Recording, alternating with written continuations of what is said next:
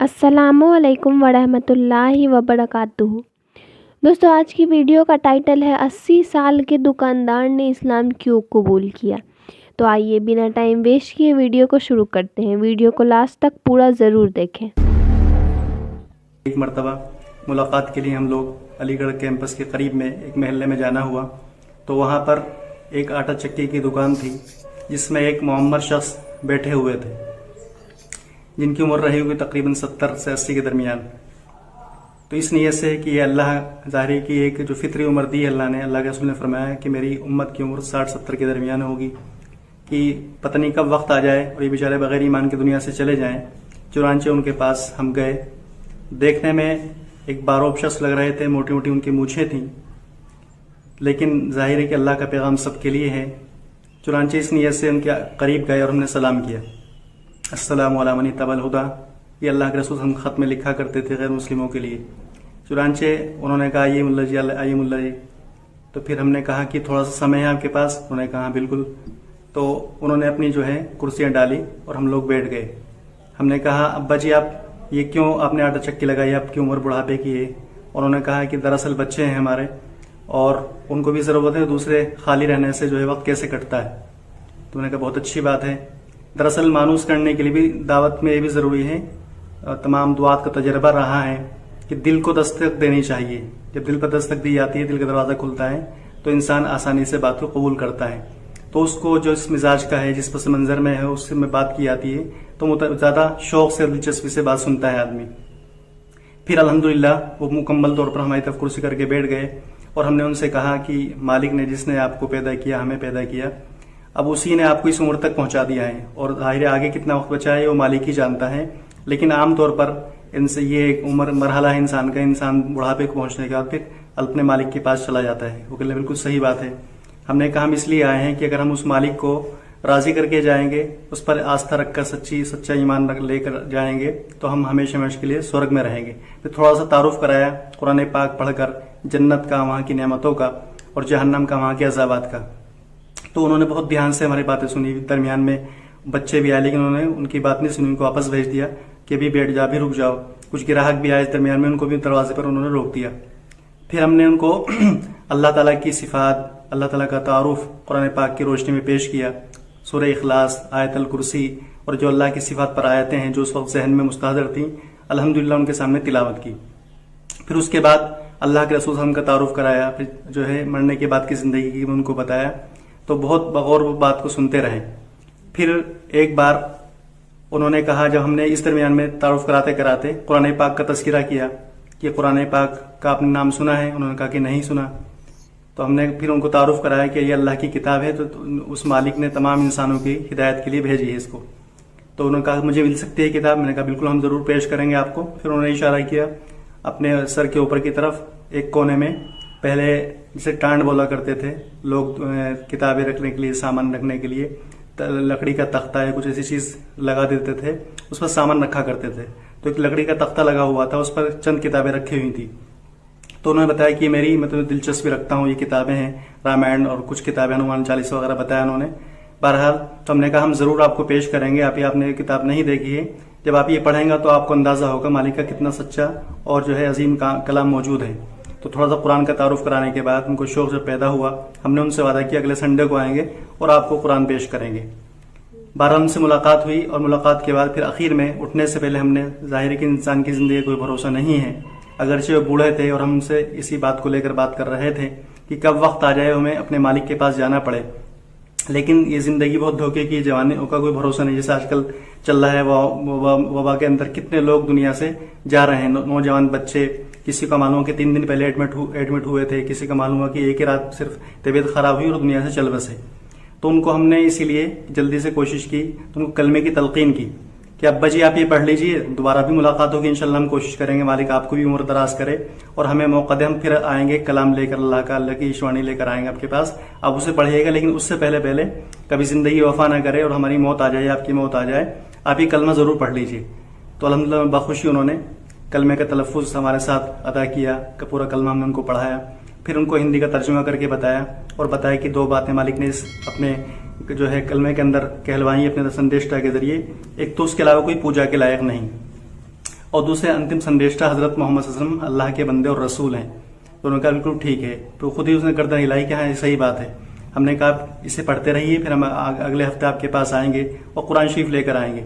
अल्हम्दुलिल्लाह फिर अल्लाह ने तौफीक दी, अगले हफ्ते फिर जाना हुआ इतवार के रोज़, और कुरान शरीफ हिंदी का तर्जुमा लेकर मैं मतन के हम उनके पास पहुंचे।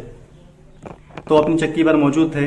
उन्होंने आते ही कहा आइए, पहले पानी मंगवाया, पानी पिलाया, और फिर ये भी एक बात नई बात बताई कि मेरा बेटा तो रोज़ा रखता है। मैंने कहा बहुत अच्छी बात है। तो फिर हमने कहा कि कैसे, उन्हें बुलाइए कि मुलाकात कराइए। कहा अभी तो नहीं है, फिर कभी मिलिएगा उनसे। बहरहाल तो फिर हमने उनको कुरान शरीफ पेश किया, खोल के दिखाया। फिर थोड़ा सा हमने उनको बताया कि आपने कलमा भी पढ़ा था, अभी अल्लाह की किताब है, अल्लाह बड़ा है, अजीमुशान है, तो इसको पवित्र होकर छूते हैं। आपने कलमा पढ़ लिया था, इसलिए अब उसको जिस तरह मालिक ने बताया है उस तरह उसको पढ़ना ज़रूरी है। तो आप थोड़ा गुस्ल का तरीका बताया और उनको वज़ू का तरीका बताया। उन्होंने कहा कि बिल्कुल मैं पढ़ूंगा इसको इसी तरह, जिस तरह आपने कहा, मुँह हाथ धोकर, अपने अल्फाज में कहा मुँह हाथ धोकर उन्होंने। फिर उसको हमने चंद औराक, सूरह फातिहा और इसलिए कुछ और जगह सूरत जो सब जहन में आई, हमने उनको खोल खोल के उनको कहा। उन्हें हिंदी पढ़नी आती थी, क्योंकि खुद उन्होंने एक दो लाइनें पढ़ी। हमने कहा इसे रख लीजिए, अब आपकी ही किताब है।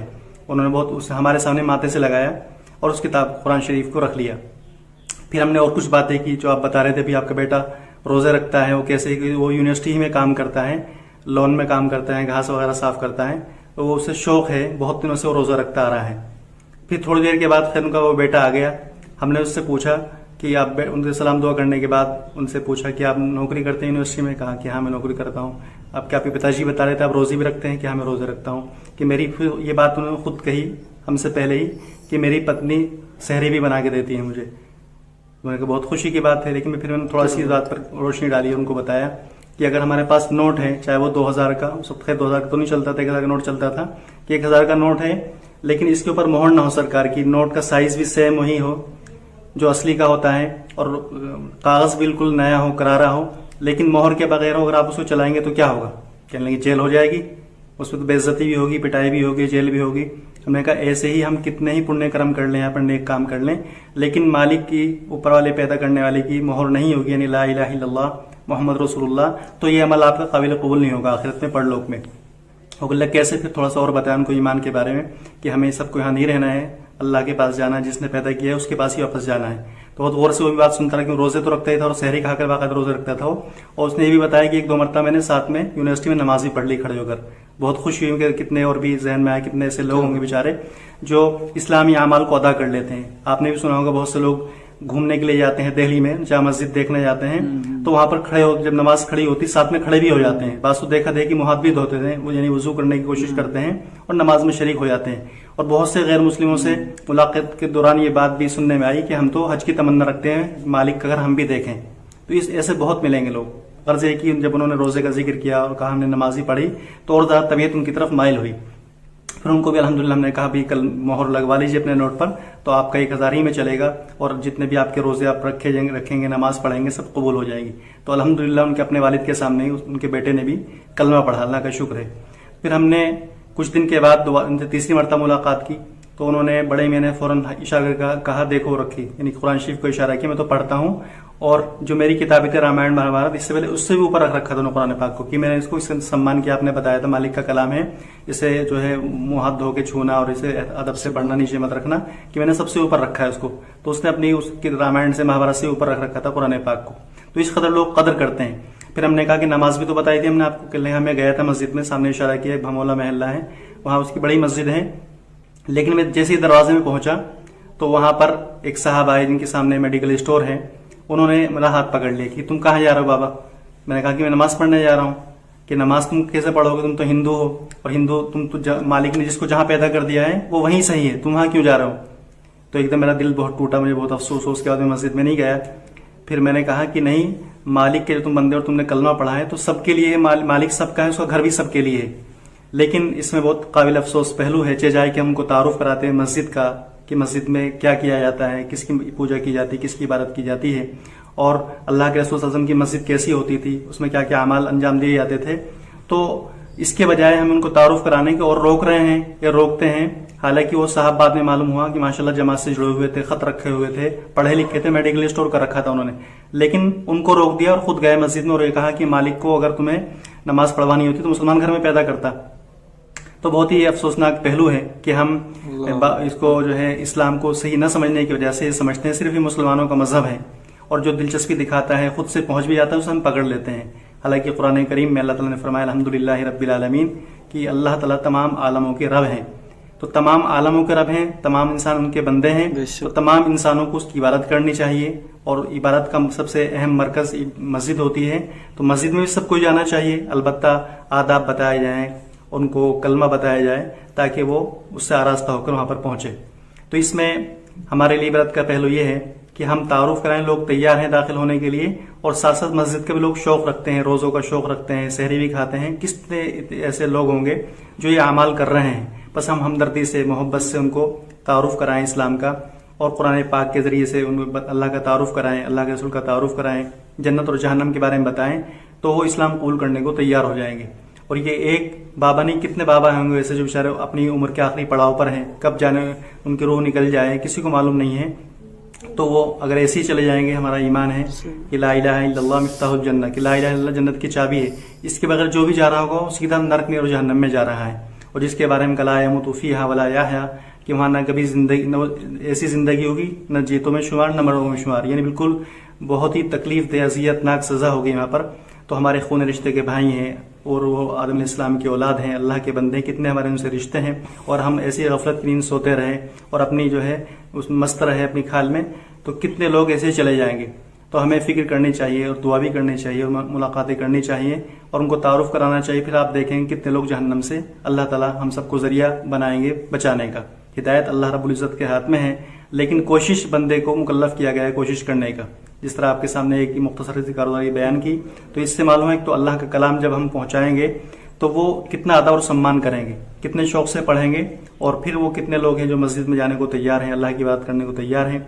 वरना हम देख रहे हैं उसके बरखिलाफ कि लोग न जानने की वजह से, तारुफ न कराने की वजह से उस मस्जिद के शहीद करने पर तुले हैं, या उसके खिलाफ जो है प्रोपेगेंडा फैला रहे हैं, न जानने की वजह से अल्लाह के रसूल की शान में गुस्ताखियां कर रहे हैं। लेकिन इसमें जिस तरह वो मुजरिम है, बिलवास्ता हम भी मुजरिम हैं कि हमने उनको तारुफ नहीं कराया। अगर हम उनको तारुफ कराएंगे तो फिजा ही दूसरी होगी। कितने आपने ऐसे वाकयात सुने होंगे जिन्होंने इस्लाम कबूल किया, फिर अपने हाथ से वो मस्जिद बनवाने वाले बन गए। तो जिसको अल्लामा इकबाल ने कहा था कि जो पासबा मिल गए साबे को सनम खाने से। अल्लामा इकबाल का बहुत मशहूर शेर है कि है आया ऋषि तातात के अफसाने से, पासबा मिल गए काबे को सनम खाने से। आज जो ज्यादती कर रहे हैं मुसलमानों के ऊपर, ये मस्जिदों को बुरी नजर से देख रहे हैं, ये अल्लाह के रसूल की शान में गुस्ताखी कर रहे हैं, कल इंशाअल्लाह वो इस्लाम के पासबान बन जाएंगे, मस्जिद की तामीर करने वाले बन जाएंगे, अल्लाह के रसूल से मोहब्बत करने वाले बन सकते हैं। अल्लाह ताला हम सबको अमल की तौफीक नसीब फरमाए। व आखिरु दावाना अनिल हम्दुलिल्लाहि रब्बिल आलमीन। तो ये थी दोस्तों आज की वीडियो आपको कैसी लगी कमेंट करके ज़रूर बताएं। मिलते हैं नेक्स्ट वीडियो में। अस्सलामु अलैकुम।